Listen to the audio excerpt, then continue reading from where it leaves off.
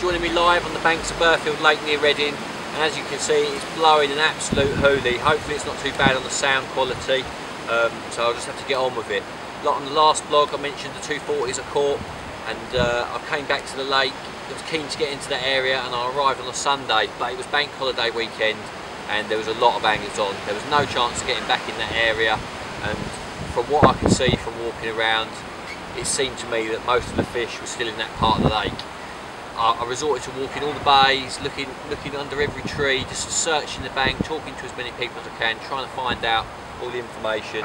But I ended up in that swim opposite over there called Speedboat Point, and it was a bit of a last gasp thing, you know, just dropped in there, whacked out 3 pop-ups to the island. Thought I'd get up at dawn, have a look, see if I saw anything. I didn't. I'll pack up early and hopefully some of those weekend anglers will be going back to work. So I've done my trots round. The swim that I fancied, the guy was staying on for another night, so I was a little bit despondent really. I didn't know what to do for best.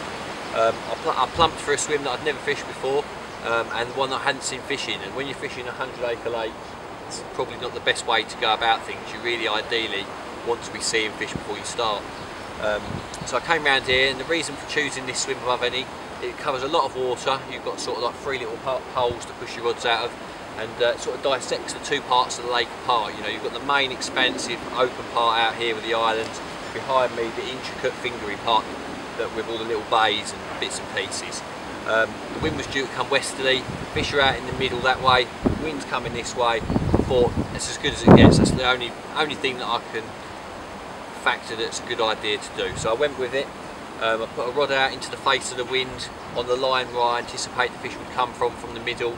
I flipped another one out in a thin channel that they have to pass through, and I put this one out to the corner of the island. First thing in the morning, well, I got up at the first light and I spent a few minutes in each plot, you know, looking out, trying to spot fish. Didn't see anything, and again I was getting a bit despondent, and in my mind I was thinking the bulk of them are still right out in the middle of the lake where you can't get really. And out of nowhere, the right hand facing into the wind on the line where I anticipated them coming from, whipped round tight. The clutch was locked up, you know. I'd literally done the clutch up until I couldn't pull line off it. I didn't want the rod to get dragged in, obviously, so it would give if it had to. But the tip hammered round, picked up into it. I wound all the slack out of the line, you know, the stretch and that. Wound it up. Tip's like gone right round. It bucked a couple of times, and it just took off. I didn't know what to do. I thought the line was going to snap, and I was just about to ease off the tension because I thought it was far too much. When the line just started disappearing off the clutch, I couldn't believe it. I'm thinking that hook should be straight, the line should have snapped, it should have ripped out of its mouth. It shouldn't be doing this, it shouldn't be able to pull that hard. But it did, and it went on one single run without stopping once, 70 yards, straight into an island and done me. In all of my carp fishing, I've never had anything like that. It was absolutely ridiculous. And the worst thing about it was the fish was still on there, even though it was in the snag. I kept loosening off and I could feed it line, but I kept bringing it back to the same spot, you know. It was just anchored. Obviously the fish had gone through something, come out the other side, and I couldn't get it back. Managed to bring the bailiff, got permission to use the boat, put a life jacket on. Dave Lane pumped up the boat, I went out there for it, but I'm not sure if it was still there by the time that I got out to it. Literally the line was pointing straight down, nothing was giving, it was solid, wasn't pulling back, and in the end the line parted. For a couple of hours after that, I was absolutely lost as what to do. You know, you're fishing for a fish of a lifetime in here, and to lose one that pulls like that, not for 1 minute am I saying it was definitely the big one, because there's lots of big fish in here. They're big pit carp, they like lots of natural food, they swim around a lot, so they're muscle packed, and they really do pull.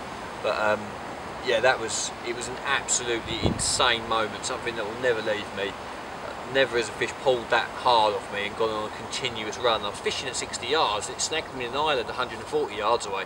Never in my wildest dreams when I put that rod out was that even in my mind that could happen. It was ridiculous. Anyway, it came to the next day, and I'm sorry, after losing it, I was just despondent. I didn't know what to do with myself. But I dusted myself off, went up to the shops, bought a few cans of lager, and put my rods back out and had a little sulk on my own. But luckily, not to end the session on that low, I had a take on the middle rod, the one in the thin channel, and had a corking 40-pound mirror. It was 40-pound 4, quite a long fish, chocolate brown in colour, and didn't fight too much actually, which I was thankful about. A few boys around that could have been some trouble, but managed to get him in pretty easily, and it was all good. So I was over the moon with that. So I've got 2 spots, you know, I've had 2 takes, one on the right hand rod, one on the middle rod at this point, and I thought that's a good way to end the session. But it didn't end there. The single out by the island, he bent round probably an hour ago or so. There was a nice 33 pounder on there too.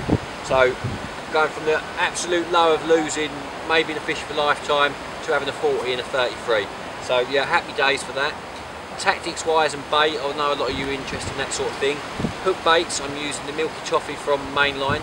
They're soaked in the Squid Supreme goo, which is the real thin one. It draws right into the bait, and because they're white and this is like a bright pink colour, you get a nice fluoro, washed out, washed out cum fluoro. It's sort of in between. It's quite leery, very visible, smells really good, and it's been doing the damage for me. Rigs wise, some of you may have seen the little end trap hinge rig that I do. I've been playing about with the semi-stiff, you know. I tend to stick to what I know and not change, but I think the semi-stiff offers lots of things that the soft doesn't for that particular rig. The shaping of the hook section that I do with my thumb, that holds its shape better, and by steaming it you get it straight, it kicks away, and I'm fishing on gravel and it's, I chuck it in the edge and it just looks the absolute nuts.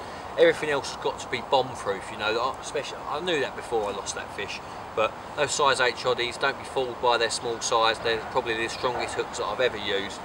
To this day, touch wood, I've never straightened one. Yes, I've lost the odd fish here and there, but my hook to land ratio is generally really good, so I'm real confident in them. I've got some new line on test from Korda, which is 0.4 of a mil in diameter, and breaks probably over 20 pound. It's going to be rated as a 15 pound, but again, it is strong as old boots. You know, that I should have got cut off. The line should have snapped way before I ended up out in the boat out there. The line did break in the end, but that was when I pulled for a break. You know, I had to nearly tip the boat under trying to snap it off. So that's what I've been doing. That's the vlog for this week. Hopefully next week I'll have some more to show you.